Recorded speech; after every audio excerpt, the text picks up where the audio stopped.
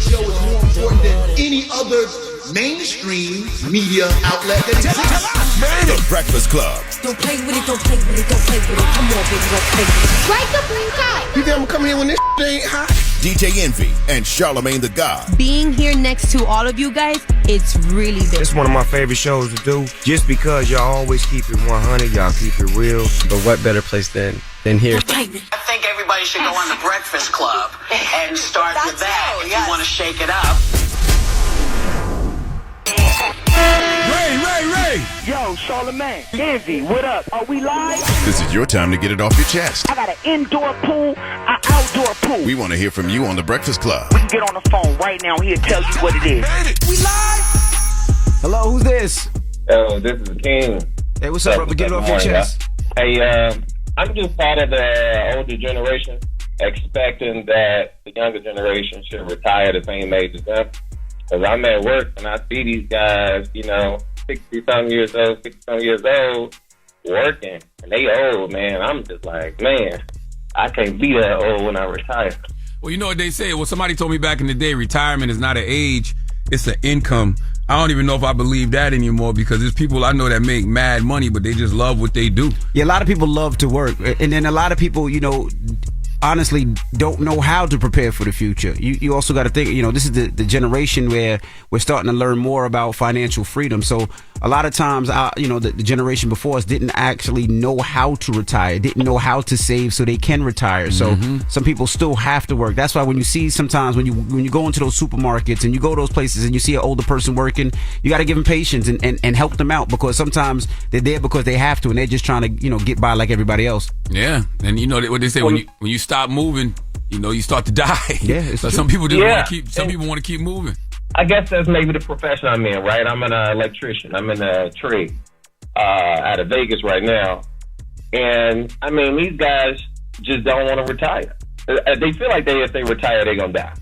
Yeah, I mean, that could be it too. I mean... And I'll be honest, I'd rather mess with an older electrician or older mechanic or an older doctor, because a lot of times they didn't seen everything. They didn't been through it. You don't feel like that about your president? Well, you don't feel like that about listen, he should have retired. I feel like there should be an age cap on presidents, just like they got terms.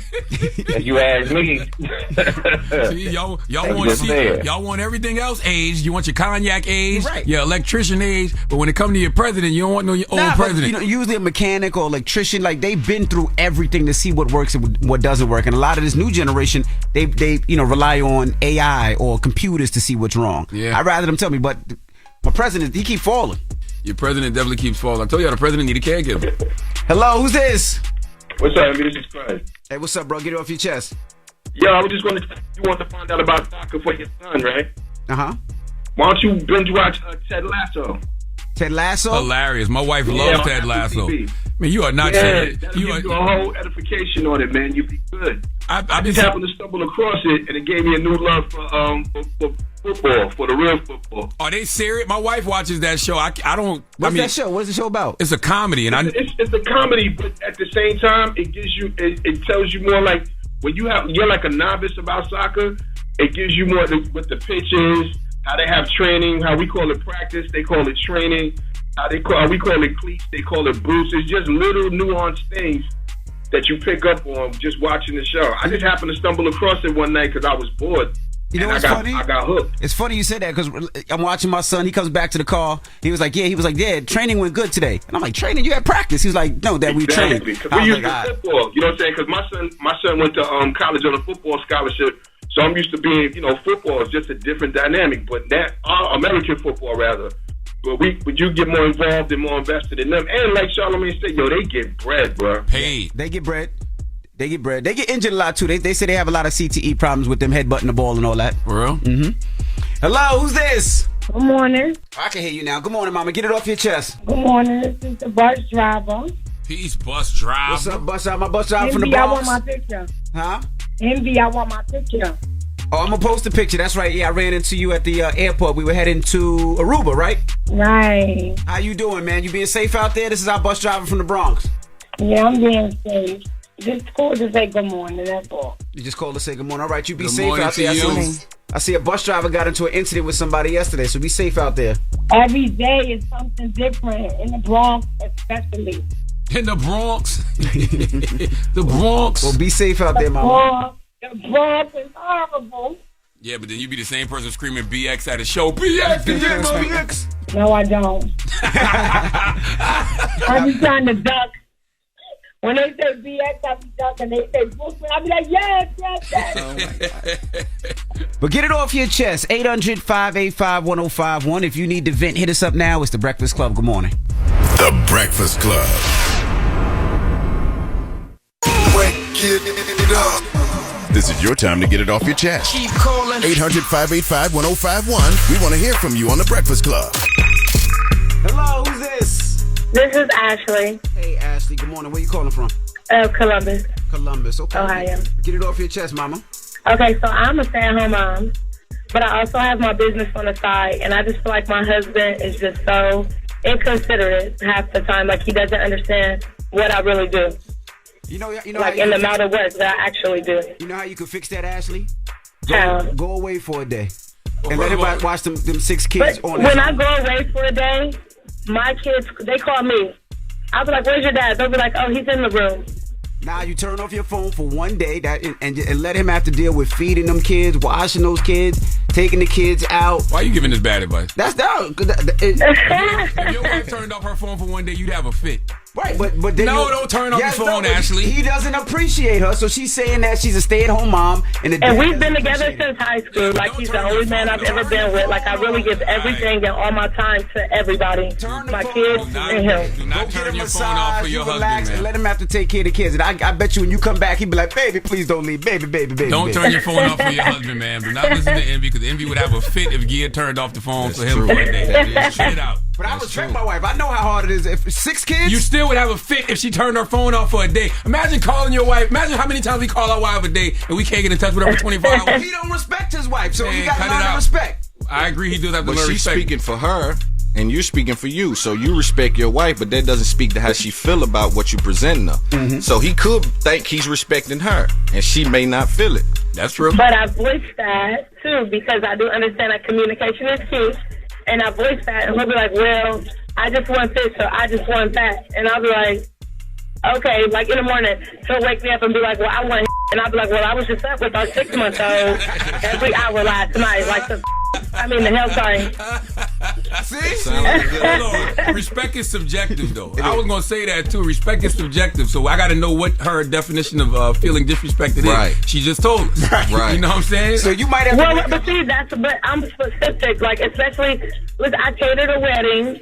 I had 5 other orders besides the wedding this weekend, and I was just exhausted, up every hour with the baby, you know, and he's off on the weekends, but he didn't get up and help me, but then want to try to wake me up and then get an attitude when I'm like, no, get out my face.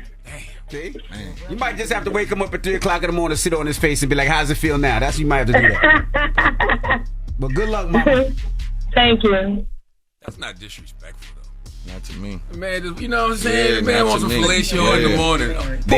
Poor woman been up with the baby all night. I get it, but that's not. It might be inconsiderate, but it ain't disrespectful. There we go. Inconsiderate, not disrespectful. Because it'd be disrespectful to go the other way. That's right, Go to find cheat. something. That's exactly. right. So it's like I'm bringing it to your For attention. real, yo. It's real talk. Dude. Hello, who's this? Good morning. How are you? Good. Get it off your chest, mama. I am really upset at my husband this morning because I had an accident on Friday, and when he changed over cars, he never carried over rental. So now I'm having to freaking, like, get up early in the morning, drop my kids off early, and we're going to have to struggle all week because of his idiocy. Like, he's just, like... Damn. Just feels like everybody's mad at their husband this morning. Jesus. Yeah. Like, how are you supposed to do a mistake like that? Well, we can't really hear you because you're so upset that you're yelling. But all we can hear is that you're mad at your husband. Something about a rental car. He didn't give it back, and now you have to do it, and you want to wild out on his ass. I thought she said she got an accident. Yeah, thank you. That's what I thought. Well, yeah, no, I got into a car accident on Friday. It was my fault because I was rushing. But, like, when he turned over, like, when we changed cars, he never put rental on. Like, how do you have 2 cars on the insurance with no rental? I don't know what to tell you. Now I'm forced to figure out how to get to work back and forth. We work opposite ways and opposite schedules. Oh, so he got the rental and you don't have one. Do y'all got No. he never put rental on when he changed over cars. Never put rental when he I don't know what that means. You know when you get into an accident and you have rental insurance or rental? Oh, got you. So so the you never put insurance rental pays for the insurance on the rental car, so you got to pay for the car now. Got you. So you're upset. Yeah, and it's like we gotta pay for summer camp. Like things ain't cheap. Well, you shouldn't have gotten into an accident. We won't figure it out. No, you shouldn't have gotten into an accident, ma'am. It was your fault. You said that. But you know what? Okay, yeah, it was my fault. But however, this is why we have insurance. This is why we put options on there. What if somebody would have hit me? It sounds like all of y'all. It sounds like both of y'all blaming each other for things that are out of y'all control, and that's whack. Yeah, I mean, you should have put insurance on your car, but people do that because they be like, I'm never gonna get in an accident. Why I gotta pay this extra for insurance? And then same way you shouldn't have got into an accident. He probably should have had insurance, but there's no need for y'all to be pointing the finger at each other. I understand that, but like now our kids have to be up at 6 a.m. to go drop me off at work. That's not fair. You got to figure it out, though. That's life. You know what I'm saying? You got to figure out how to pivot in life. So y'all arguing now? Yes, again. Yeah, you should go in the bedroom right now and give him some fellatio. Just make up. Jesus Christ. But it's been a month. Nah, we good. No. All right. Have a good one, mama. Fellatio don't fix everything, guys. This most of the things. Yeah, it fix a lot. It fix a lot. Help us to sleep. Right. Get it off your chest. 800-585-1051. If you need to vent, hit us up now. It's The Breakfast Club. Good morning. The Breakfast Club. Morning, everybody. It's DJ MV, Charlamagne the Guy. We are The Breakfast Club. We got a special guest in the building. The Talking New York. That's right. Tony Yayo. You net had to bring it back, right? What up, I don't feel, man. Had to bring it back. How you feeling, brother? I'm feeling good, man. Running around. I'm on y'all show. I feel like you got a second win, Yayo. Like it's been a second win, third win? Yeah. Mm-hmm. I mean, you know, I see the way 50 work, and I'm like, yo, when he always be like, yo, y'all are lazy. And I'm just realizing, like, I thought I was working when I wasn't. Mm-hmm. So during the COVID, it was just like a tough time. Like, I'm sitting back, wasn't no tours. I'm like, yo, I got to figure out other things to do, bro. Mm-hmm. So I started doing the music, and then I started, messing with Vlad TV. Yep. Mm-hmm. And I just started realizing when you put your presence out there to all these younger generation, the new kids that really don't know us, they know G-Unit. Mm-hmm. Or some people do remember, like, when I go on tour, it'd be like, yo, my father used to play, or my mom's used to play G-Unit. So it passed down to that generation.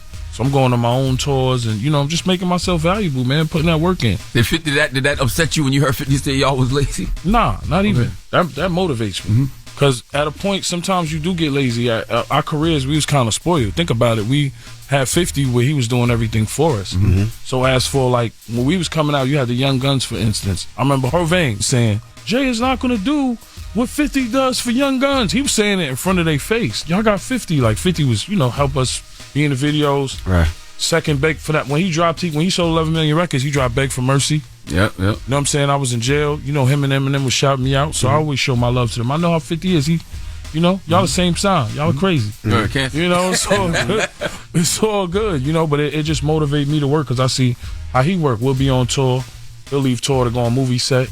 Go back, go to the gym twice a day. Mm-hmm. I'm tired, I mean, the Free Yayo movement was a movement within itself. Mm-hmm. Like, I don't think we talk about that enough. I don't know why randomly I was thinking the other day about when they shouted you out at I think it was the Grammy. It was Eminem. That's why I always shout out Eminem, what I'm saying? Because he didn't have to do that. Mm-hmm. I was on Rikers Island, C73 too lower. Now, this move right here, this your hand in front of the face. Where did that move come from? Because, of course, we've known you doing that for years. Where did that come from? That really came because I was on the run. Like, I was at that point when we was in the club, I was running. Like, 50 was like, yo, he said to me, we had this Judge Wong in Queens, everybody know him, no joke. And he was like, yo, what are you going to do? You going to go to court or go on tour? And we blowing up now. Mixtapes are crazy, bootleggers playing us everywhere. I'm like, yo, I'm running. So I ran. So how did John Cena just... I guess jacket. John Cena. I know he gives you credit, right? Yeah, John Cena said his little brother, I believe, did it, and his little brother dared him to do it, and I guess he did it in a match, and it just got crazy. Mm-hmm. When you seen Reese do it, what did you think? Oh, she made it. She took it to a whole nother level. She brought it back. Had me trending for shout out Angel Reese. She had me trending for the whole week. Mm-hmm. And then Caitlyn did it before her. Yeah. Right. Yeah. So it was just like, I mean, with that situation was crazy because, like you said, a black girl did it and it was a problem. Then when white girl did it beforehand, it was it was a problem. So I addressed that. You know what I mean? I talked about that too. That's crazy. I saw that on TMZ. Yeah. When we playing ball in the hood, you know it's competitive. Mm-hmm. Whatever you do, when you do your car shows, you in competition. That's right. I see you go at people. You know all what I mean? day. Yo, I got the best car shows in the world. None of y'all can mess with me. I don't know how you getting all these cars. You said it, not me. But go ahead. You know, so I told 50 he might as well just leave all his cars with you, bro. You know, Fifth calls me and he'd be like, "Let me get the car," and I'll give him back his car. You know, I usually have his Lambo or his Rolls Royce, and he drive it for one day and then it sits, and then he loses the key, and then I gotta go get it again. You don't even drive him. He need to let me borrow him. I'm playing around, bro. I want to go back, right? I know Yayo a long time. Mm-hmm. Where do you think in your career happened where you didn't go to that next level, right? Mm-hmm. And I asked 50 that, and he said he thinks it was the picking of the wrong single. What do you think it was? Interesting. I think it was just a lot of drama with Interscope when I came home. You know what I mean? You had 50, he was Curtis. I'm Curtis Interscope Jackson. Mm-hmm. You know, and Jimmy Iovine, you know, you had Game flipping, and like it was just confusing to me because I was on Game album, and then, you know, the Game thing happened. And it was like, yo, he's on the same label as us, so why they not just getting rid of him? You know, 50 sold more records than him, whatever. It was like a war in our own house. Because you had records, you had the So Seductive, you had Pimpin'. Yes, I had So Seductive. I Know You Don't Love Me. I had I Know You Don't Love Me and Pimpin', mm-hmm. right? But you got to remember, I came in the midst of the 50 Cent Interscope drama con. He was saying Jimmy Iovine. Yeah, I'm my own boss. You know how 50 mm-hmm. get. So I think sometimes, and at that point, we had so many enemies. It was like we wasn't getting a feature or nothing. Like you wasn't. Like we came to a point where we never used anybody. Like it was just me, Banks, and 50. Mm-hmm. You know, 50 never looked to do features with nobody. Mm-hmm. So you know how it is. It felt like everybody was against us at that point because nobody really messed with 50 in the industry like that or mess with us. Let's be serious. What was the craziest story that you was like, we might not make it out of here? I wouldn't say we were scared, but I could say it was the Vibe Awards when we seen Suge Knight and Irv Gotti and they walked past the trailer. Mm-hmm. It is what it is. We in New York, but we in L.A. You know what I'm saying? We New York dudes, we in L.A. You know what I'm saying? So you see Suge Knight, you always heard about this guy, you know, TV, magazines, but, you know, never had... In the Club was the first run-in, but this was the second. So he walks past the trailer with Irv, and 50 just look at James Cruz. James Cruz, you know, shout to him. He was a little... James Cruz is always in a situation. Industry guy. He got to run around with 50 bulletproof vests. You know how Chris Lighty was in the trenches. It's crazy. So he just taps James Cruz and say, yo, go buy 20 knives. Go buy 20 knives? Yeah, just go to the hardware store. I'm like, because what we going to do? Just seem, you know, it might get 20? crazy. How many of y'all was it? It was about 20 to 15 of us, something like that. So James Cruz goes to the hardware store, buy 20 knives. He gives the bags, 50 handing them out. And then, you know, when we got there, we had beef with Fat Joe at that point. I remember. We Dr. Dre's there, so, you know, that's obviously a beef with Suge Knight. Suge Knight got, like, some crazy-looking, Compton-looking dudes with him. You know what I'm saying? So it just, you felt the energy to where we had our chairs like this. You're not even watching the show. Yeah, Y'all we're not even watching the show. We had it like this. Like, yo, you felt the energy. Like, you felt something was going to go down. And that's when, you know, we wasn't taking pictures back then, so I guess he asked Dre for the autograph. Yeah.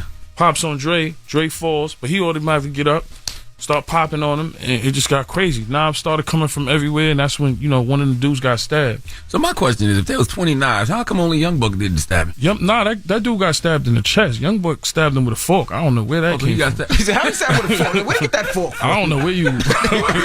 He just came with the fork. So nobody gave Buck a knife? I don't know what... That's why I was tripping. I know I had one, everybody else did. You know what I'm saying? But Buck, matter of fact, him and Banks was backstage.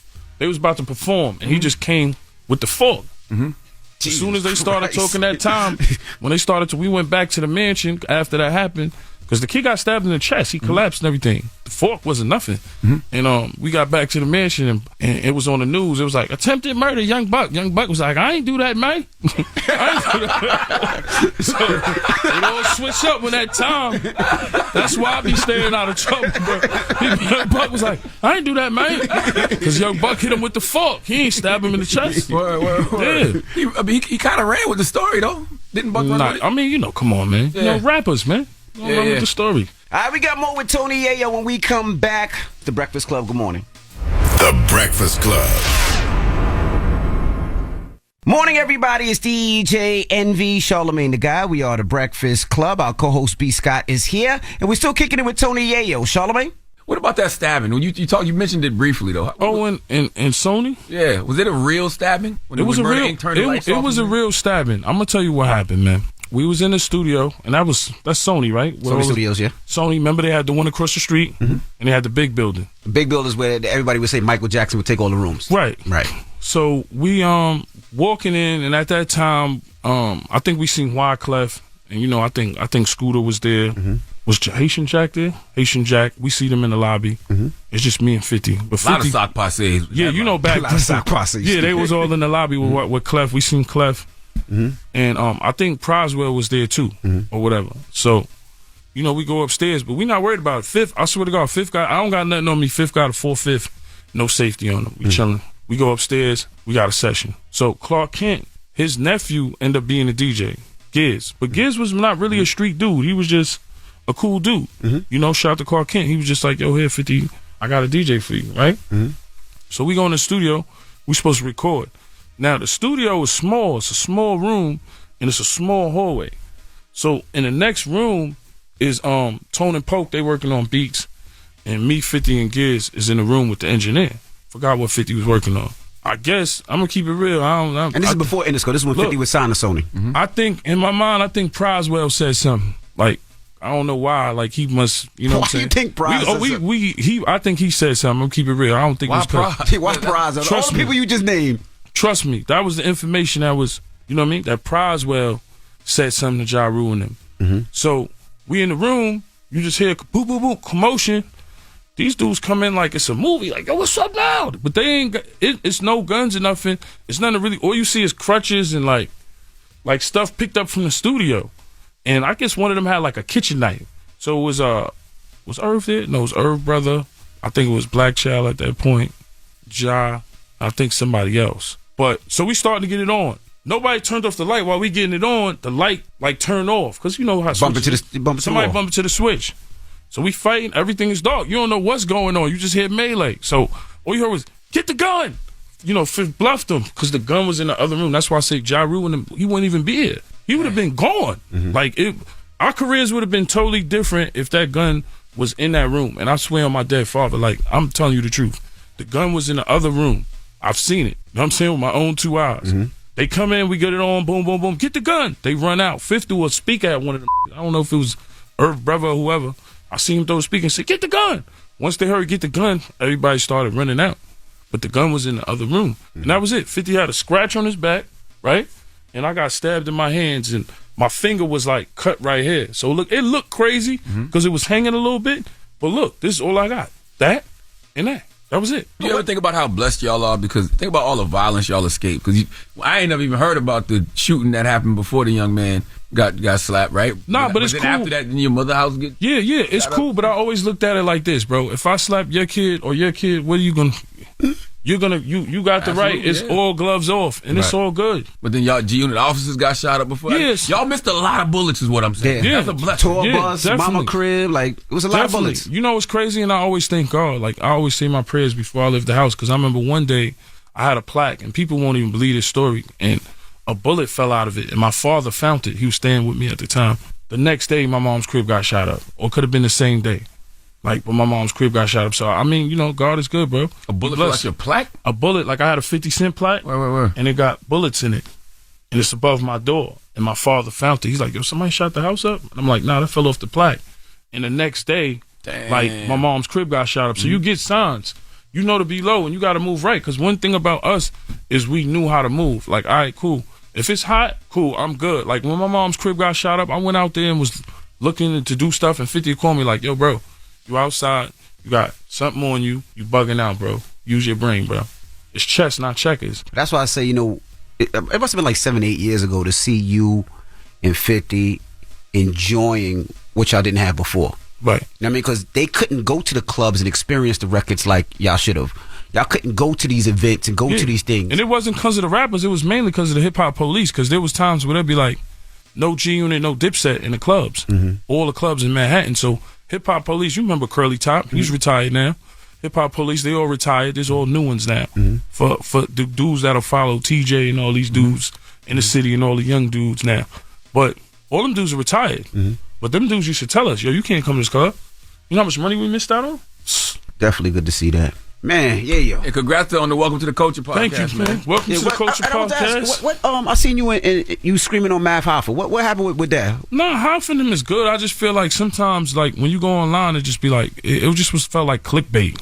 Like you asking me, can I pick up the phone for Banks if 50's around? They both my friends. I'm a grown ass, man. Like, what are you talking about? Does Yayo want to do music? Yeah, I just dropped the mixtape Loyal. All right. Well, we appreciate you for joining us. Thanks, Check man. out the podcast, The Culture. Welcome to the Culture Yes, podcast. It's Tony Yayo. Yeah, made it, Mom, on the Breakfast Club. Yeah. You've been up here before. Yeah, but I'm by myself now. All I'm right. 50. It's the Breakfast Club. Good morning.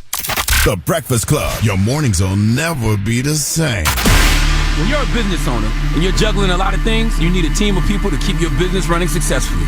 How do you find and hire the right people? ZipRecruiter. Try it for free at ZipRecruiter.com/breakfast. Steady calling my phone. It's topic time. Call 800-585-1051 to join into the discussion with the Breakfast Club. Morning, everybody. It's DJ NV, Charlamagne the Guy. We are the Breakfast Club. Now, if you just joined us, a young lady named Lima called this morning. She wanted to know. I don't know who she's dealing with, but she wanted to know if you're a liar or cheater, are you born like that? Or is it learned behavior? Charlamagne? I don't think you're born a liar. I think that, kids lie, and you see that we all got young kids, you know what I'm saying? Kids lie simply because they don't want to get in trouble. So I think that's a form of self-preservation. I think when it comes to infidelity and cheating, that is absolutely positively learned behavior. 100%. Hello, who's this? Vanessa. Hey, Vanessa. Talk to us, Vanessa. Well, I want to say good morning and thank you guys so much for having us energy in the morning. We all love listening to you and we appreciate that y'all do. Vanessa, your phone is crazy. You got us on Bluetooth or speaker? No, I do not. I haven't had a headset. Oh, can you take I'm us on off my that way headset? to work. Yeah, we could barely hear you. Can you take us off that headset right fast? I'm sorry. And thank you, Vanessa, too. We appreciate you listening and appreciating us. All right. Good morning, fellas. Can y'all hear me? Way better. Yep. Okay. So my thoughts, I think it's a genetic behavioral trait. I think that when you grow up in a household and somebody in that family goes along with that behavior of cheating and lying, I think it passes down to their kids. With that being said, I did grow up in a household where my father cheated on my mother, and he brought me along to every female date that he had because they had children. No. And then we somehow stayed that night. Damn. No. So how you grew up? You had a bunch of stepmommies? Yes. Are you still? I have an older half sister that I nothing know about. She's in another country. And keep in mind, my dad is Hispanic. That's why I don't go along with any Hispanics. You just all cheat around. Damn it, man. So you don't date Hispanic men? I do not. That's right. You date black men because black men don't cheat. Exactly. That's right. That are Caucasian. So they're the most honest, honestly. Jesus. That's not So true. I just think that the Hispanic dad was saying that my father, he taught my brother that that's the game of life. You cannot just have one sex. You need to have them all. Do not be stingy. Everybody needs love. My daddy told me that when I was young too. My daddy literally looked at me and said, "Oh, you only got one girlfriend." Now, as I got older and we got older, he said I was absolutely right to have one woman. But when I was young, he definitely messed me up. Hello, who's this? This is Brian. How you doing? Brian, what's going on? So I think that it's the parents' fault, and here's why. Okay. We inadvertently teach our kids to lie when they're young, and they hear us talking to our significant other, and let's just hypothetically say someone knocks at the door, and you see who it is. He's like, "Tell him I'm not here." Kids pick up on that kind of thing. You're lying right there. You right. You right, because I remember Jehovah's Witnesses used to come knocking on the doors. My parents would be like, "Tell me that home." Yeah, you right. Well, guess what? Yep. I was a Jehovah's Witness. Okay, I was the person going out on the field service every Saturday with my mom and my sister and knocking on those doors. Okay. So F all y'all dishonest people, okay? I hope y'all don't make it into heaven. Nah, you right. I hope y'all don't become one of the 144,000. Because even when people call, like your mom and daddy be like, "Tell them I'm sleeping." Yeah, so you right. Exactly. Dang. That's a good point, brother. Thank you, Brian. That is a fantastic Now point. that's a perfect point because we all do that. We all do that to our kids, or our kids will hear us. But who calling? Oh, don't answer the phone. We do it all the time. That's why I tell my kids when the doorbell ring or somebody knocks, don't go to it. you go get an adult. All right? So when you go get that adult can make the executive decision. That's when you tell the adult, hey, tell them people I ain't here. Right, but that's a lie. But that's what they learn. But I'm telling that to the adult, not the kids. But the kids hear it. No, they don't. That's where you got to whisper. You know how to use the inside voice? Use your inside voice. Or somebody come ask you for money and you say I ain't got it. Your kids know you got it. That's a lie. No. I tell my kids that no is perfectly okay to say. All right? Trust me, my oldest daughter hears those conversations. When people calling me, she hears those. And I tell her straight up, like, you can't just do for everybody. You know? But what's the moral of the story? I don't know. We heard a bunch of them just now. See, I didn't lie just now. I don't know. All right. We heard a bunch of them. I personally think that all of this stuff is learned behavior, you know, because when you're young and you lie as a child, it's just self-preservation. I don't think you're necessarily I don't think you have the intention of I'm lying. You're just trying to save yourself and protect yourself. Okay. It's the Breakfast Club. Good morning.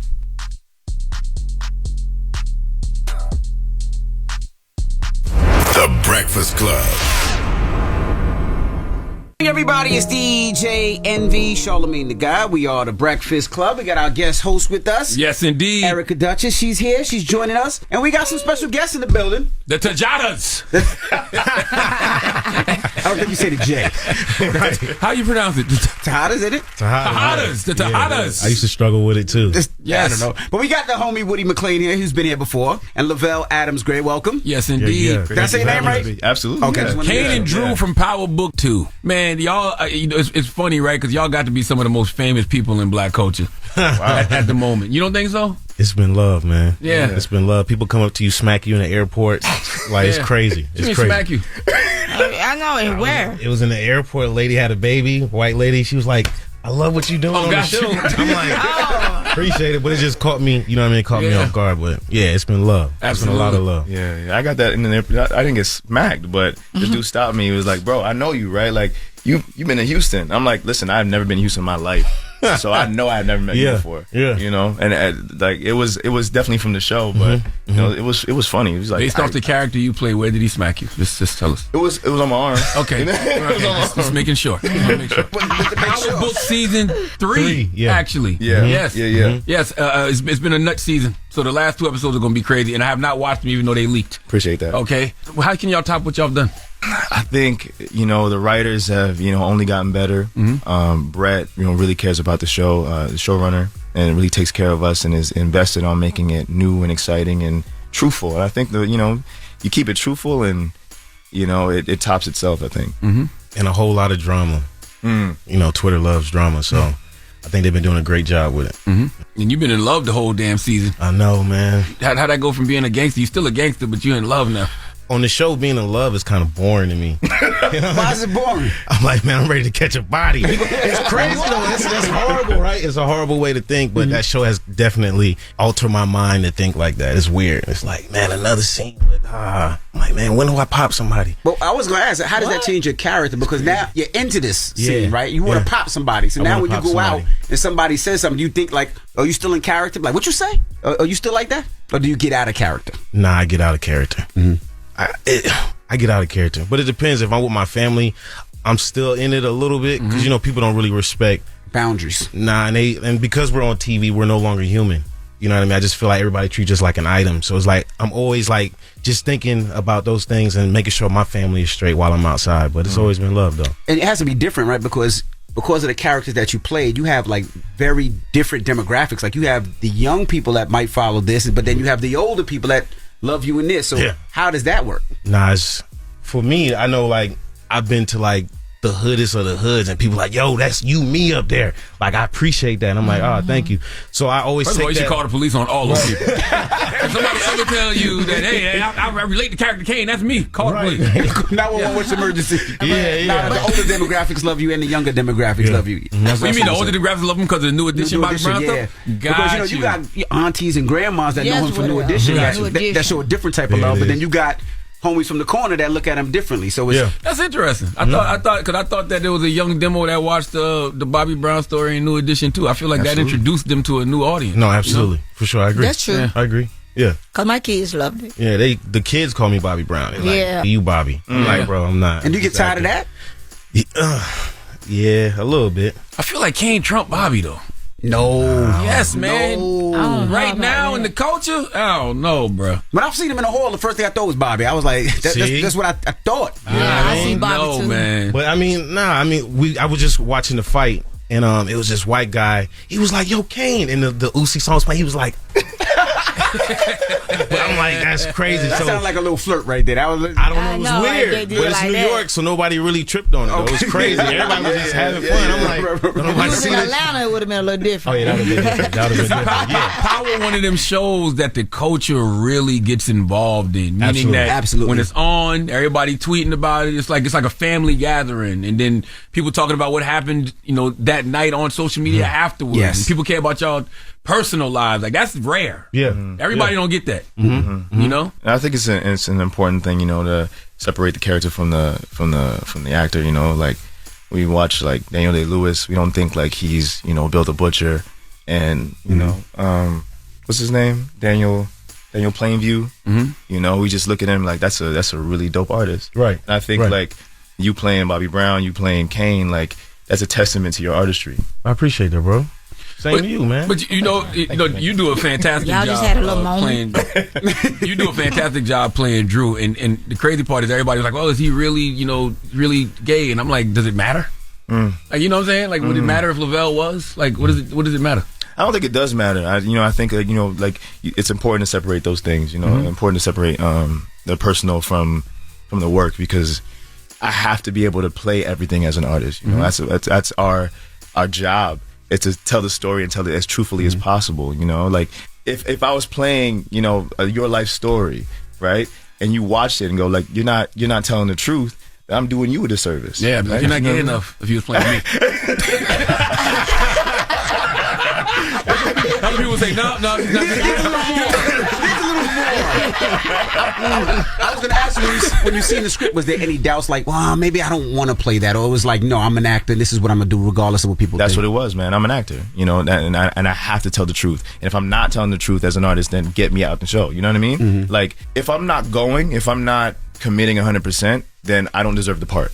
And that's just how I see it. Like, regardless of whatever part it is, whatever role it is, it's like, if you're putting in the work, investigating in yourself and trying to tell the truth, then you deserve to be on that platform and tell that story.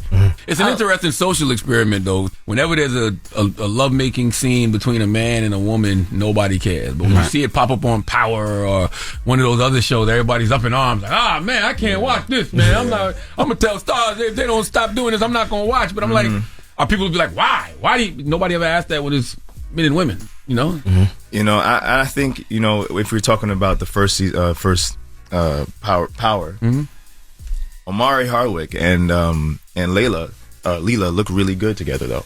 Like they like his back muscles and everything like that. So I understand the aesthetic is what we're used to.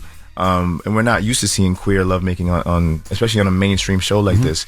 And but it's real life and it happens. It's real life and it happens. And I think my biggest thing was like, I haven't gotten the back yet, like Omari Hardwick's back. I haven't gotten that like physical like strength, because you know what I mean. Like I just turned 31, so I'm like I still gotta like get my man meat on. But I'm trying. Not like that. You practicing Charlamagne's role right there. You look good. That's the character he is. You look good right now. He flipped on audition. I'm talking about. You got the role. You need your man body. They call your man body. My man body. You know what I mean? And like, and so like that's whenever I have those scenes, I'm like I want to make sure I look as good as possible. I don't want to make, you know what I mean? I want to look good. And that's, the same thing with Kane. Like, you want to make sure he looks good. Amari set the bar so high. He set the bar. I remember reading the tweet. Somebody was like, Kane looks like a college dropout kid that just played Call of Duty. And I was like, damn, I need to get in the gym. You get in the gym? Oh, for sure. Yeah. That's all I think. I hear that in my ears while I'm like, you know what I mean? When I'm like running out of energy, I just hear him saying like college dropout body. And I'm in the gym. I'm going crazy. All right, when we come back, we got more with the Tejada brothers from Power. Woody McClain and Lavelle. So don't move. It's the Breakfast Club. Good morning. Everybody, it's DJ Envy, Charlamagne the Guy. We are the Breakfast Club. We're still kicking it with the Tejada brothers from Power. Woody McClain and Lavelle Adams Gray. Charlamagne? Does social media bother y'all? Like when y'all read comments, does it impact how y'all approach the roles and everything? For me personally, nah, because I come from social media and I just used to say shit that didn't even really matter. I just said it to get like a reaction or some shit. Don't you know say that, Woody. Now you're going to have people looking for your damn old tweets. You're right. But that's where I was at, though. Like, that's the space I was in. I just wanted to get a reaction. That's what Twitter was for. It's like to see how many retweets and how many likes you can get. You know what I mean? So now I look at it as like, that's just somebody just trying to get attention. Yeah, but it don't bother me, though, now. And you got to be careful. Yeah, absolutely. I'll ask Amari. What about you, Lavelle? Coming from theater, I come from theater a little bit, and we learned really quickly not to like. You can't read everything every night, you know, because it affects your work. So I come from that, like where it comes like, you know, I'm not reading everything all the time. Like I kind of just post or whatever and just go about my business. All right. Yeah. Now we had Amari up here last year, maybe 2 years ago, and I asked him, Charlamagne and I asked him about the character. Was he ever fearful that he was going to be stuck in that character, right? And you know, he was a little upset about it because he said he's an actor, but sometimes people see Amari as Ghost, you know. Sometimes they see you as Bobby. Do you ever fearful of what roles you take to be stuck in that character? No, God will provide. There it is. I agree. You know what I mean? Like it's a scarcity mindset to think that way. I think, but it happens to people. Like you look at Steve Urkel. He's like always Steve Urkel. You look at the guy that plays. I can't remember the brother's name.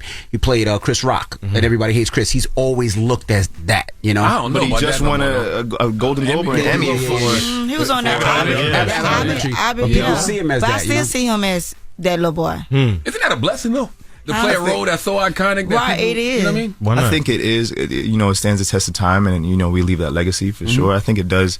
You know, but actors want to be transcended, right, and be able to disappear in the roles. And I think a part of that is the onus on the actor to like switch it up a little bit and try something different, and never let themselves get pigeonholed into one thing. But I think being scared of that brings it on too.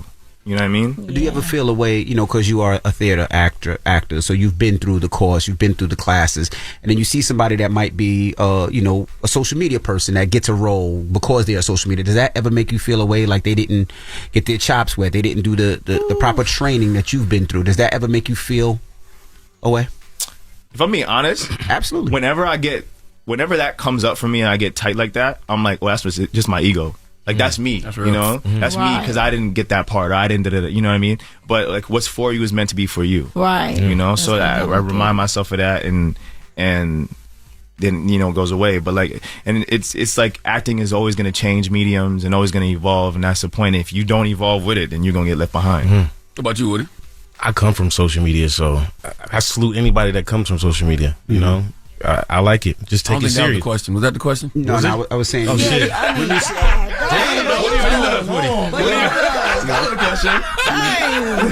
I salute everybody on social media too. But I was asking, does it ever make you feel a way where it feels like people, you know, they always say people skip the line, right? So that they didn't, you know, take the acting classes and the acting lessons. That's what I'm saying. I come from the people that didn't take acting classes that, you know what I mean, straight from social media. Like, so I don't take it no way. Nah. I just took it serious. But you kind of skipped the line? I did skip the line, but then I took it very, very serious. Yeah, that's what I like. Because a lot of people don't they just do ride that. the wave. Yeah, they just ride the wave like the comedians. Yeah. Like they can't do the stage. They can do the social media stuff all day. Right. Poster. But when it comes to that stage, it's totally different. And they don't want to get in their room, you know, go to the open mics and stuff. They don't want to do that. They too good for that. But you horrible. When it comes to the stage. He's got somebody personal in there. She had a couple people that sound like she got somebody on break. Now I'm a stand-up comedian, so I just see the new wave, and it is the new wave. But with somebody like me who been doing it for so long, you start seeing stuff. At first, I was acting like Samuel L. Jackson. At first, you know what I'm saying, how he was with the people taking the act and the gigs. I was like, hold up, now they ain't even. But I had to sit back and get in yo mode and be like, hold up, what God got for me is for me. Exactly. They path ain't my path. You know what I'm saying? So this is my journey. That's real. So I got to stay on my own journey, blessed, and understand why I'm in my position. That's real. And be patient. See, and that's why I'm here today. Exactly. Now Woody, is Kane and Tyreek gonna end up killing each other over Effie, man? Ooh. That's gonna mess up the business in some way, shape, or form. Damn, I don't even know if I can talk about that.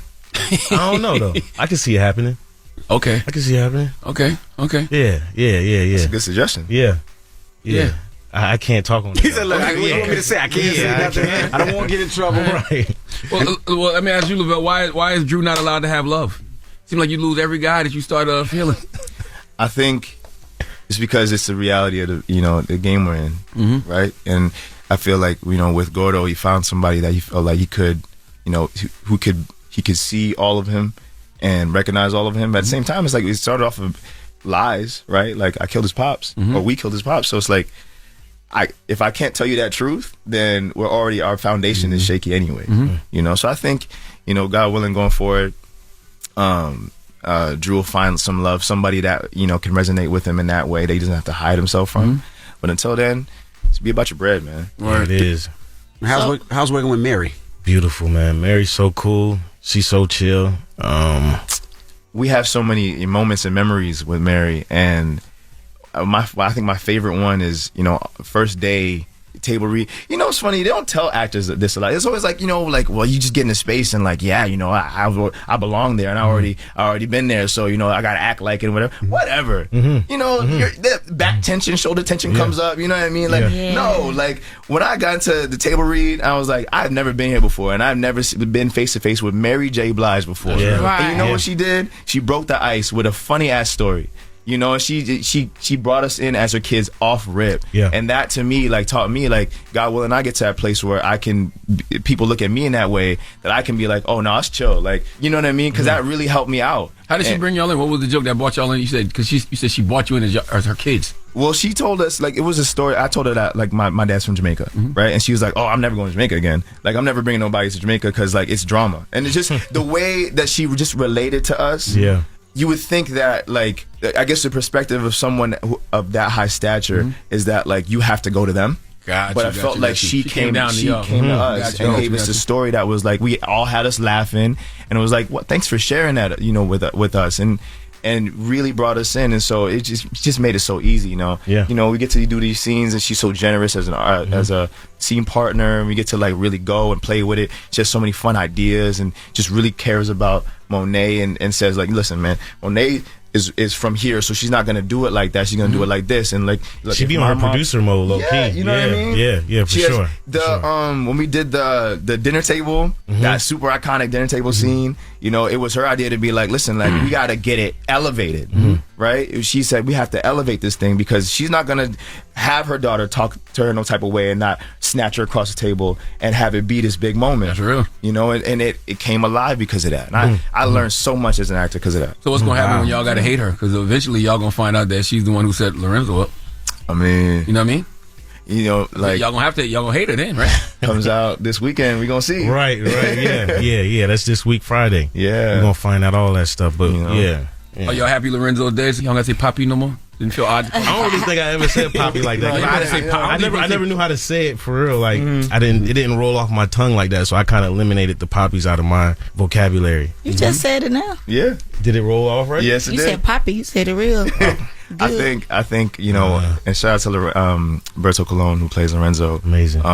I miss him, man, sometimes, because he's a masterclass too, and I love him being there. He just holds it down. He's such a grounding energy. So as Lavelle, I'm like, damn, he's gone. But as Drew, I think Drew's also like, damn, he's gone. Yeah, I agree. All right, when we come back, we got more with the Tejada brothers from Power. Woody McClain and Lavelle. So don't move. It's the Breakfast Club. Good morning. DJ, Envy, Charlamagne the Guy. We are the Breakfast Club. We're still kicking it with the Tejada brothers from Power, Woody McClain and Lavelle Adams Gray.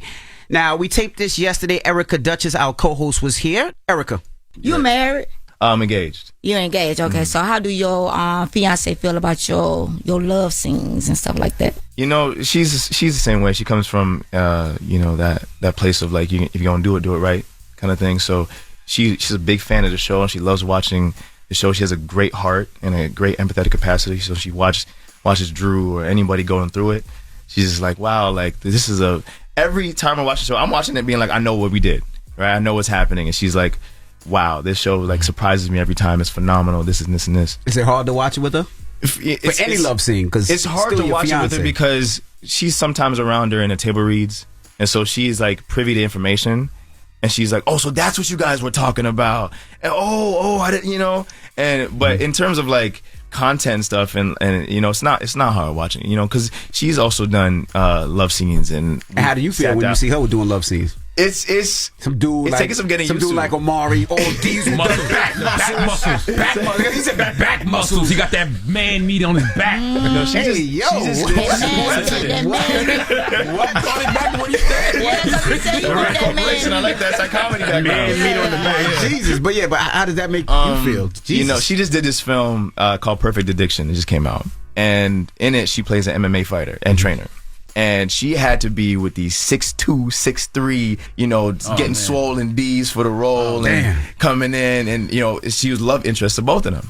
And I'm having to sit there being like, this is fine. This is fine. This is fine. 5'8". This is fine. And, you know, but when you walk past the mirror, you walk back with your chest out. Yeah, bro, listen, every time she goes somewhere to work on a job, or she's like, there's a time apart, I'm in the gym. I go crazy in the gym. Because when you come back, you don't see me looking different than when you left. That's right. You know, I want to ask you, Lavelle, do you get flack from like actual gay actors who feel like that role should go to gay, actual gay people? Like you took my role. That's a good question. No. Yeah. I get a lot of love. A lot of support comes from other queer actors. You know, and I get a lot of love. Because I would think that's a ridiculous conversation to have. Because if a gay person plays a straight person, it's because they got the role because they're a good actor. Right. You play, if you're good at what you do, you're good at what you do. Yeah.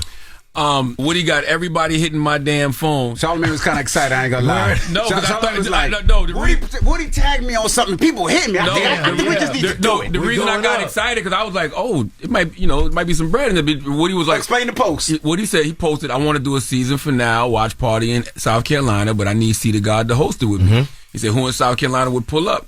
And got like 2,600 comments, and then people started making actual post about it, like this needs to happen, and I'm like, do it. So that's what I'm saying. What we doing? I'm with it. We got to find a place to do it because you know we used to the house party vibe. Last time me and Woody party together, we was in a house. House party, yeah. And you can't do it in the house. Thanksgiving, yeah. You can't do it in the house. Well, you can't bring all those people to your house. Nah, can't do that. You got to figure out a way to do it. I don't know. And do we charge people? Yes, that's the hard part. You know what you gotta charge people because if not, it's got to be limited space. If not, everybody's gonna be there. It's gonna be 2-pack. You want limited space. You want people to be able to see. Yeah. So you charge people, but then have like an open bar. Like have an open bar. Food and food. So they can have a good time and some food. But that way you have sections so people can actually watch. You don't want a 2-pack where you can't enjoy and scream and yell and all that other stuff. Maybe we can do it at the museum, the International African American Museum. Maybe. I like that. You'd have to bring some TVs in and cable if they got it. And it's not till the 26th, right? It's 26th, yeah. Yeah, May 26th. Oh, yes, we got a couple That's weeks. Memorial Day weekend. We got time though. We might can figure it out. I'd have fun there. Yeah, I'm saying you at the museum. But the pay is not really for you. It's more to make sure people are going to come because everybody at RSVP, I'm coming, and then it'd be rain. They'd be like, I ain't coming in the rain. Right. You know what I mean? But you want people that's going to come enjoy it and have a great time. But that once again, that's a testament to how big power is in the culture. I'm telling you, all shows don't get that cultural reverence the way They Power don't. got, man. They don't. They let us host stuff like rappers. And I'm like at a host, and I'm like, I ain't got no songs. I don't know what y'all want me to do, so I just take pictures. You know? They would give me the mic. I'm like, I don't know what y'all want me to say. Like I ain't got no bars or nothing for nobody. Does it bother y'all when the shows leak? Yes. Okay. I was tight. Is that the true leak? Because they said that it might not be the true shows. Well, no, I think it was like some like fake poor quality stuff. I didn't see it, but man, like it's like you like a rapper. Like you always tight when your leaks, and then like who did it? Like it has to be somebody in your camp. Right, like, and why is it only Power shows on That's the the Stars? weirdest thing. You don't see that with nobody Or else. do people just care that much? Like other things leak that we just don't think about, but people care about this. That's crazy. Yeah. I don't know about it, but like I appreciate the fans who like stuck it out and like are gonna watch it again, you know, and see it because it deserves to be seen, in the right way. When with this love triangle Tyreek got going on, right? Who would y'all rather see him end up with? Effie, Lauren, or Diane? Speaking as Lavelle, I'd rather see him with Diana. Really? Yeah. Speaking as your Lavelle. sister? Yeah, speaking as Woody. Lavelle. Speaking as Lavelle. As Woody. Okay. As Woody, Diana as well. Really? Yeah. Drew don't want Tariq nowhere around. Absolutely. Family like that. Kane don't want it either. You know. But as Lavelle, I'm like this. They make a good pair. You know, they're both very intelligent. Yeah. And they both move around the business really well. And they could actually like make a great if they came together like that, they can make a good team. But then the brothers might have to kill him. Yeah. So now it's drama. He said, now it's drama. Yeah, I agree. Did you feel bad for Sax when he got killed? Hell yeah. Shane is so dope, man. He's so incredible. He's the OG. Well, I think he's been there for like 9 years. And I think it caught everybody by surprise. Because I don't read the whole script until we get to the table read. I just read kind of my section. So when I heard it for the first time, it definitely was like one of those emotional emotional things. Damn, I don't even think about that. I'm sitting there thinking about it from the character perspective. These are people that's not gonna have no work no more. Well, no, see, that's the thing. Like, Shane is such an amazing actor that he's working. You know, he's working. He's an artist. Like, he's an artist with ambition and with drive. You know, and that's one thing. Like I always say about actors, about artists specifically. Like, we can make whatever we want to make whenever we want to make it. Like, now, depending on how much money you have and like if you want to get butts in seats, that's another thing. But like, art is there. You can just make it. You know, and for Shane, he doesn't have to worry about like lack and you know, but. You know, he'll always be a thriving artist because he's a beautiful actor. Y'all ever nervous that you're gonna read a script and it's like one of those things like, please don't kill me off, please don't kill me off, please don't kill me off. Y'all ever feel that way when y'all pick up a script? That was me season 1, 2, 3, 4. Because it could be like, yo, I'm ready to buy this house right now. You buy a house and you be like, please don't kill me off, please don't kill me off. Yeah. I think for the same, like the first season it was like that, but after the first season, whatever makes sense for the character, if the character gotta go, he gotta go. That's how I felt. Yeah. I just hope when they do decide to, if they do decide to do that with Drew, that like it's like iconic. Like I want you want Kane to kill you. Oh man, I don't know about that. That's heartbreaking. But I got you, though, bro. I've always wanted to be like I said. I want to be the Black Sean Bean and like dying on my. So if it's gonna happen, like it needs to be happening, like some like dope slow motion kind of like something dope. But I won't speak that out. Season 6, 7, 8. And is there a real beef between the Power team and the BMF actors? Like, is that real? Or is that just some social media between? I don't think so. It might be. That might be Twitter fingers. Yeah. I hope so, because like we're all black and we're all getting it, and I love that. I love to see that. So I think that's what it is. Y'all don't participate in that though. It's usually dude that played Tariq and Meech. Woody might do. He might do. Nah, I don't participate. I be doing it. I be in the gym. I ain't got time for that. My business. What he said? Back to this party he's planning in South Carolina at the museum. We can do it. Water, minding my biz. You gonna be? You want to do it for real? Yeah. Let's do it. Don't say that, Woody, because now we got to plan it. I don't want to let people down. Nah, I'm serious. I know this is Hollywood. Like, hit me up. Let's do this. But I'm like serious. I'm looking at you in the eyes. We're gonna do this. Lord, now I got to commit too. Yeah, exactly. So we taking it there. We appreciate you, brothers, for joining us. Thank you. May 26th. May 26th is the date, and thank you guys for stopping through. You guys are always invited. Are both episodes coming out the weekend of May 26th, or is one and then the next? One's this weekend. One this weekend. Yeah.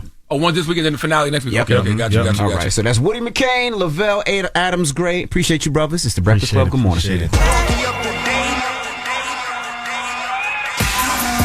Damn, the hee-haw again.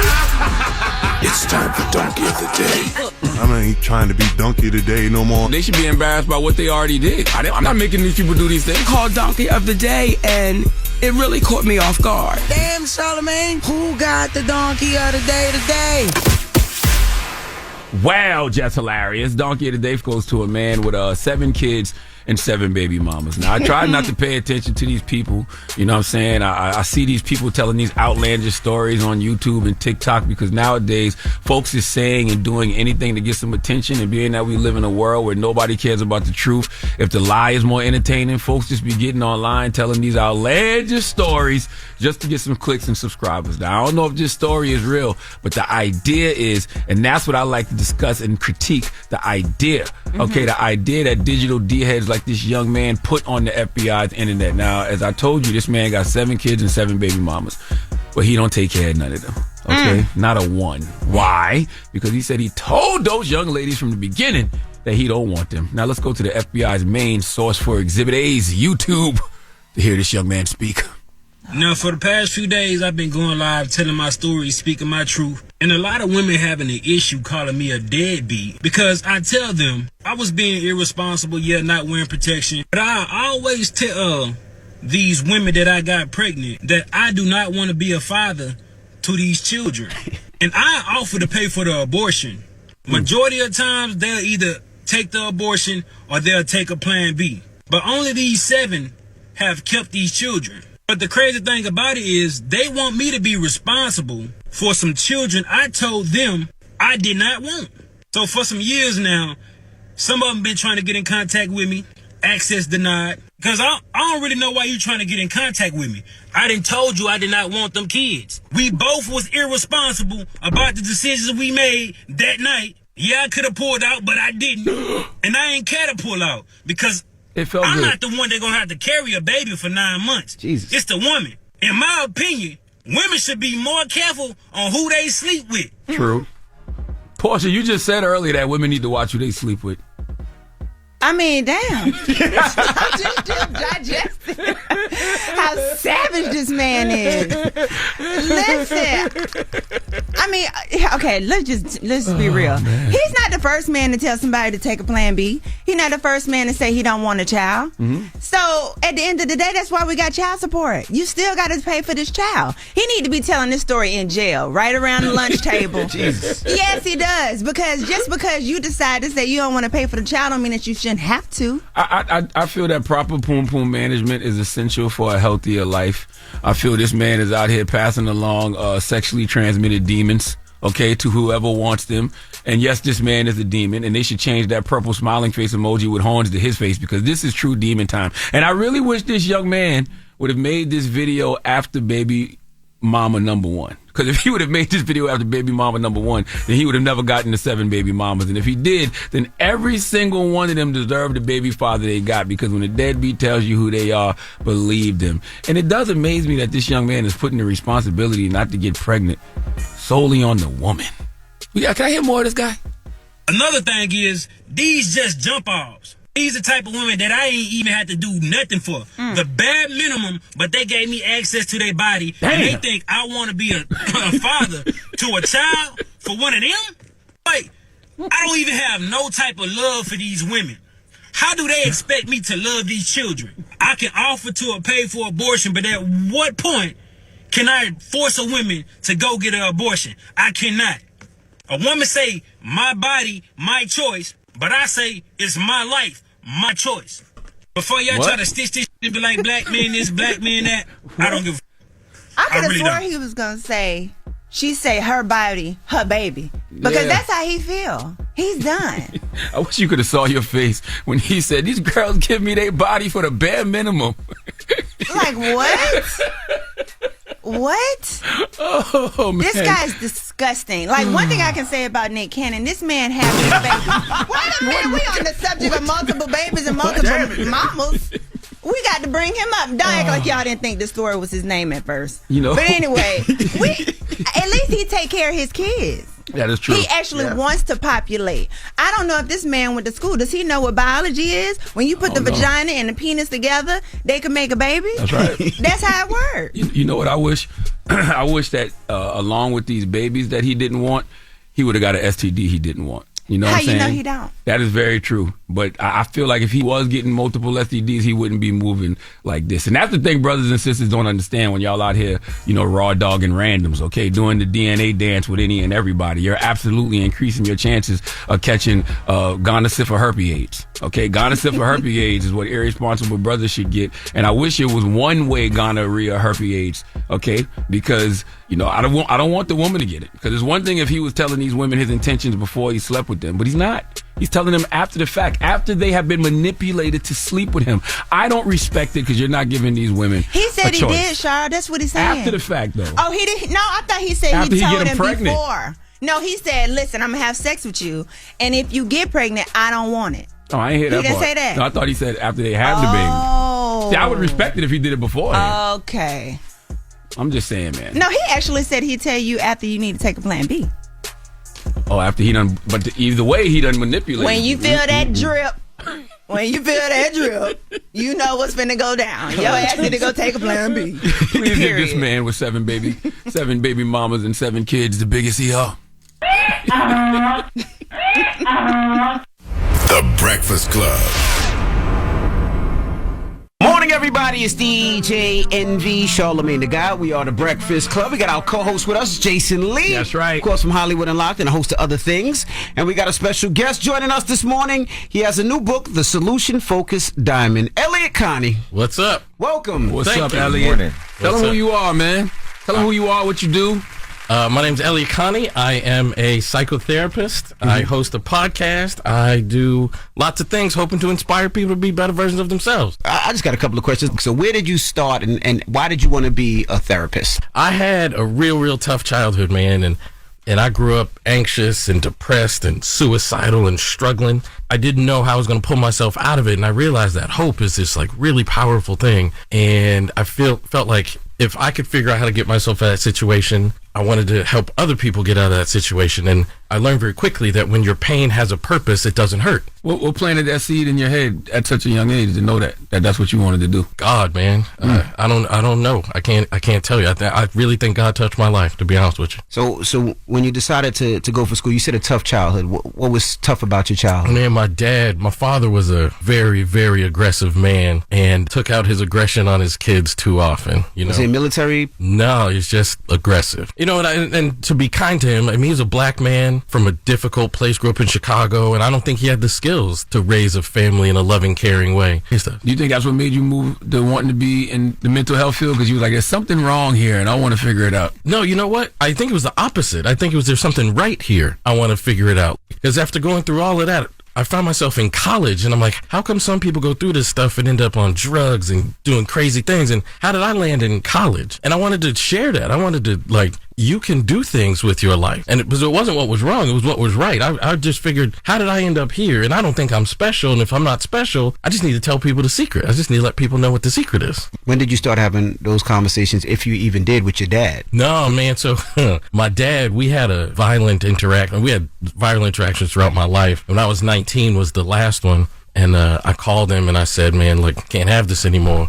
I need you to follow 3 rules. If you can follow these 3 rules, I can get past everything else. So you called your dad. I called the same one that raised you, that you just said was aggressive, and said, Dad, you need to follow these 3 rules. 3 rules. You can't yell at me, you can't hit me, and you can't curse at me. If you can do those 3 things, I'll figure out the rest. And he said, F you, and he hung up the phone. I was like, all right, bet. You haven't spoken since? No, well, we've spoken a couple of times. Like he was at my younger brother's graduation. I interacted with him, and he's tried to call me here or there, but no meaningful conversation. Well, I feel like in the black community, a lot of us are taught you never speak back to your parents, or never. You set boundaries with him. Do you think that's appropriate for people to do? First of all, because I think we're told you respect your parents no matter what. They can say whatever they want. They can do whatever they want. But yeah. I think that I don't agree with that. Yeah, well, I 100% was raised that way. Like, you respect your parents, doesn't matter what you do. But I was in such a bad place. I was like, I'm pretty sure that I'm not supposed to die behind that rule. Like, I'm pretty sure I'm not supposed to suicide out of here just because I'm not supposed to talk back to my father. So I got to a place where it was like, I got to set this boundary or else. I wonder if it's the term rules for an adult, you know what I mean? Because as an adult, you set the rules. So now when your child, because no matter how old you are, he still looks at you, I'm sure, as his child, grown man or not, is the setting of rules. I think that's an interesting point. Like if I said something other than rules, but I think to your point, but if you look at your child, you wouldn't take any word, boundary, rule, request, it wouldn't really matter. Like I was raised in that, 1980s, 1990s where black child is to be seen and not heard and all that stuff. I don't think it would have mattered. But I also agree with you. I think part of the issue in today's world is not respecting authority. I'm talking about not respecting abusers. I'm talking about not allowing abusers to have free reign to your life. I do think we have to learn to respect authority. I think there's a lot of reasons contributing to why kids don't do that. You told me the other day that you feel like kids should disrespect their parents. I think parents should expect. In the context of our conversation, go ahead, Elliot. Let me, Jason. Let me put that in context. My mother would say, "Elliot, go do the dishes," and I would be like, "Why didn't you ask one of them?" And that would get me popped. That would get you looked at. Usually pop, and I told you so. Yeah. But if you're teaching your child to be confident, to be strong, to value their voice, they should ask those kinds of questions, and it allows you to parent them. But we shouldn't translate that as disrespect. They're just practicing. That's not disrespect. They're practicing their voice. But that was in our era. Bro. In the 1900s, that was disrespect to me. I would never think to talk back. I would never even think to talk to my parents the way my kids talk to me. As Ellie said, it's not disrespect. It's just them being like asking valid questions. I don't agree with you with that, Elliot, because and this is going to sound crazy. All right, here we go. I got 6 kids. So if I tell one of my kids to do something, I expect it to be done. I'm not going to do it with something that's going to be detrimental to their health, something that's going to hurt them. It's part of what everybody needs to do to be in this household. I agree with you. Meaning if dad's chores or dad's way is to make the money, pay the bills, do this, that, and the other, and I ask you to shovel the snow, don't ask me why. Don't say, well, why didn't you ask this sibling? Why didn't you ask this one? No, because I asked you to do it. But you could explain it to them just the way you explained it just now. Envy, listen, you shouldn't have to. Is this a rule that applies to everything? Because it's one thing if a kid says, hey, I want to try some fentanyl. Well, no, don't do fentanyl. Let me explain to you why. So you invite them to a conversation about it versus I expect these things to be done as your parent, so go do them. Yes, I think because when you start inviting the kid into, I don't have kids clearly yet, but when you have this perceived negotiation of what you expect as a parent, that you invite them into a different type of relationship. For sure. And not all things are negotiations. I just think we need to have more conversations. If my child said, I want to try fentanyl, it is perfectly okay to say no, and let me sit you down and we're going to converse as to why. Like, conversation is powerful. Look at what you guys have done with conversation. All right, we got more with Elliot Connie when we come back. Don't move. It's the Breakfast Club. Good morning. Morning, everybody. It's DJ NV, Charlamagne the Guy. We are the Breakfast Club. We have Jason Lee, our co-host here. We're still kicking it with Elliot Connie. He has a new book out. And, of course, he's a therapist. Charlamagne? We always have these conversations about culturally competent therapists. And one of the reasons I like talking to you is because I don't have to explain a Twitter beef. You know what I'm saying? Yeah. I don't have to explain what somebody said about me on a blog or you see it, you know it already. Like other therapists I've had, you've had to explain that to them. That takes a lot of time out of a session. Yeah, but that goes back to representation. I hope all of you guys take that very, very, especially you. Like, there are people watching you that you're never going to meet, never going to see, and 20 years from now, they're still alive. Like, forget, they may be walking in your footsteps and have their own media company, but they're still alive because representation matters. And there's a frustration. I was talking to somebody about this weekend. There's a frustration associated with being black because we have to explain things to people. And I was telling somebody the other day and I was furious. I'm tired of explaining this, but I was talking to this person about racial trauma. And this is a clinician. This is a professional clinician at a professional clinician event. And somebody gave a lecture about racial trauma, and this person came up to me and said, "What'd you think of the lecture?" I said, I thought it was good. That person explained a lot of things that y'all need to hear. And she said, "Well, I liked it too, but I was really frustrated because he said that black people, and particularly men, experience trauma every day." That can't be true. I said, "It's absolutely true." Damn. I don't know a black person, particularly black men, that don't experience trauma every day. And she said, "How could that be?" I said, "Let me explain it to you. If I locked you in your bedroom and I took the most venomous snake and I threw it in the bedroom with you and I locked that door and I close it, I let you out for a week. You didn't just experience trauma on the days you got bit. You experienced trauma every second of every day because you knew there was a venomous snake around." And she was like, "Oh, I get it now." Well, I'm tired of explaining that to y'all. That's right. I don't want to explain blackness 24 hours of my day. I don't want to explain to everybody what we mean. There's a context for living this life that you and I just get. And I think we need more black therapists. A lot of people go to therapists and the first time they go, they don't have a favorable time. And they feel like there's actually research about that. Yeah, and they feel like because of that, they don't want to go back. I just want to talk about that, people who are looking for therapists, because sometimes you find the wrong person. It's not the right fit, and people are scared to go back. Right. I tell people all the time, like, you don't go to, a restaurant and have a bad experience and then just boycott food. Right? You don't do that. Right. You find another restaurant. Right. And I think we need to recognize therapy is the same. If I go to see a therapist and it doesn't work, it doesn't mean therapy didn't work. It just means that particular therapist didn't work. And we need to be just as variant in our attempts to find a good therapist as we are in our attempts to find good food. I wanted to ask too, we've seen so many people discussing mental health nowadays. Number one, do you think it has been a rise of black people going to therapy, and what do you think folks still get wrong about mental health? So to answer the first question, yeah, I think we do have more black people going to therapy. It's the Tiger Woods effect, right? Like, we're all old enough to remember when Tiger Woods took over golf, black people started going to play golf. Right. And they weren't playing golf before that. Serena Williams and Venus Williams, similar thing. Like, young black girls go to tennis courts to play tennis because representation matters. So the fact that you guys, probably more than any other platform in the world, platforms talk about black mental health, more black people are going to therapy because they heard Charlamagne suggested so, and they heard it. So now they're like, man, maybe I can go do this. And it's the exact same thing that happened in tennis. It's the exact same thing that happens in golf. And what I think we get wrong more than anything else is we think the therapist is supposed to solve our problems. And that's actually not true. Like, life is a turbulent flight. The therapist is supposed to make you a better pilot. I just got one last question. I know we're wrapping up. Charlamagne always talks about being anxious, and people always talk about anxiety. But I don't look at anxiety as a bad thing. It's how you control it, right? I have 6 kids. Charlamagne has 4. When they go out, even to this day, when I go out as a grown-ass man, my mom and dad still have anxiety about me going out because they're scared. Right, yes, but they're not scared to a point where they're, listening. Something could happen. Right. But it's not to the point where they're calling me at 6 a.m. Oh yeah, are you done? But they're anxious. Same thing with my kids. That's never going to change. No, that's healthy anxious though. Okay. Like anxiety is like everything else. There's a degree of healthiness to it, and then some people go way beyond the spectrum to where. And think about it in this term: when something is interrupting your ability to live a normal daily life, that's when it becomes a problem. So that anxiety, like my daughter's at NYU, she just called me, told me she's going to a party. I'm gonna have a hard time relaxing tonight because something could happen. Like that's normal. Mm-hmm. But if you have anxiety where like my daughter's at NYU and I can't eat, I can't sleep, correct, like that's the problem. And I think we have to learn how to manage that and learn how to manage it. When people hear anxiety, they automatically think negative, right? Correct. They always think bad. There is healthy anxiety. Like you love that daughter or all your children, that daughter specifically because we're talking to her. I think I love more, yeah.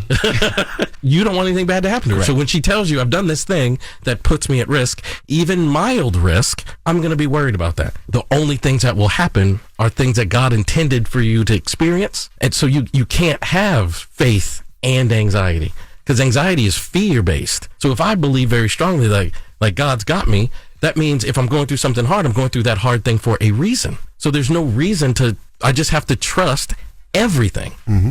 And that's what I would say. I would end by saying, like, if you can figure out a way to trust every experience, you're going through all of these things for a reason, and be grateful for everything. Like, everything. You are untouchable emotionally. Like you are just an indestructible force when you're just grateful for everything. Not just grateful for the good things, not just grateful for the profound things, but I mean like grateful for all of it. Mm-hmm. Life is different. All right. Well, Elliot, Connie, ladies and gentlemen, we appreciate you for joining us, man. Yeah, how can they find you? You can find me on social media at Elliot Speaks on Instagram, Twitter, Facebook. Elliot spelled 2 L's, 2 T's. And you can go to my website, ElliotConnie.com, and that's where you can find all my stuff. All right. Well, it's The Breakfast Club. Elliot Connie, ladies and gentlemen. The Breakfast Club. 1051 is The Breakfast Club. Good morning. Now, we are out for the next 7 days. Yes, we out. But, I want to salute somebody who be holding us down in this building. My man, Chris, if you ever come to the front desk, man, the pleasant brother, with the nice beard, Chris. Appreciate it. From the BX. What? Why are you looking at me like that? Say what up, Chris. That's kind of funny. What up? I just want to get a shout out to my boss daughter, Kendall. Yes. What else? You gonna say just your boss daughter? You're not gonna say your boss name, Chris? Jeez, he ain't gonna say the damn. Kiana, her name's Kiana. Salute to Kiana. Kiana got me a nice bottle of Moet for my birthday. It was from the whole building, but salute to her for that. That was nice. Definitely. And to my baby, I love you. You know who you are. No, Chris, no. Who is it, Chris? I can't tell her who she is. You can't say who she is. But, she gonna be a little jealous. That man complimenting your beard over there. Chris said, so my baby, you know who you are. I don't know why I'm so nervous. Y'all gonna spend the 4th together, Chris? You and your baby? Yeah, for sure. Definitely are. That's what's up. You gonna marry her? Jesus Christ. Nah, I am. Now I am. Jesus Christ. My God, Chris, you have anything else to say, man. Chris? You getting in trouble, Chris. You about to get in trouble. Nah, thank you, Chris, man. I appreciate you. But for real, thank you for holding us down. Nah, we appreciate you, brother. We do. We appreciate you and the whole team at the front desk, man. Absolutely. Appreciate you. That's right. Thank you so much, Chris. All right. Now, Charlamagne, what's your positive note? I had a great therapy session yesterday, and I told y'all some things that we talked about in therapy earlier, just about operating from a position of joy, right? Because people, nothing makes people more jealous and envious of you than seeing you happy. But there's another thing I learned in therapy, and it's actually a quote from Wayne Gretzky. And I love this quote because too many people don't know where to go because they're too busy focusing on what was. So Wayne Gretzky once had a quote where he said, "I skate to where the puck is going to be, not where it has been." I skate to where the puck is going to be, not where it has been. Y'all have a great day. Breakfast Club, bitches! Y'all finished or y'all done?